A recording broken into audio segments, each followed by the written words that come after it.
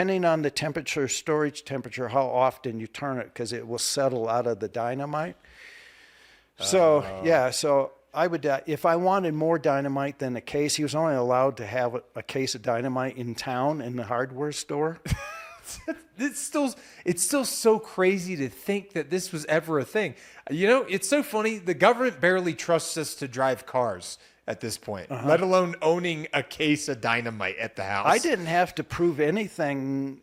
You know, I just had to be not convicted of any felonies or been judgmentally insane, you know.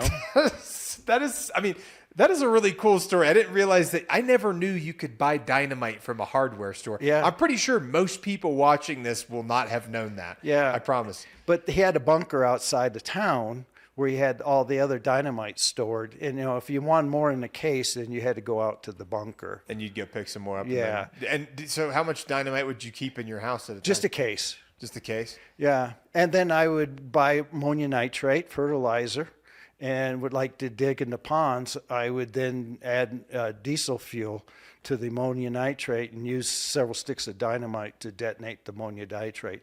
You know, that's what Tim McVeigh did, basically. Oh, really? At the federal, Timothy McVeigh. the federal building in Oklahoma. Yeah, the Oklahoma City bombing. Right. Yeah. It was ammonium nitrate. Wow. Okay.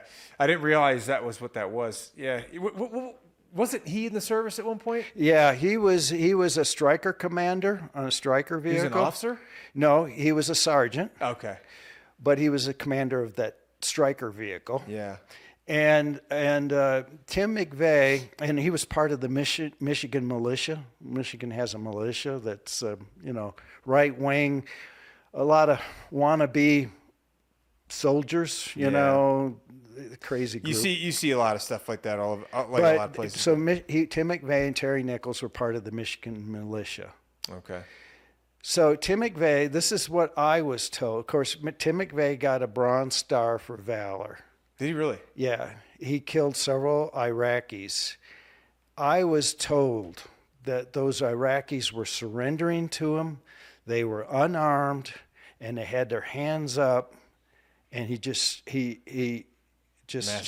massacred them, and he got a Bronze Star for a V. That's what I have been told. Yeah, I don't know enough about the story to be able to have an opinion on it. I didn't even know that I wasn't even 100% certain that he had served, but I remembered hearing something about it in the past.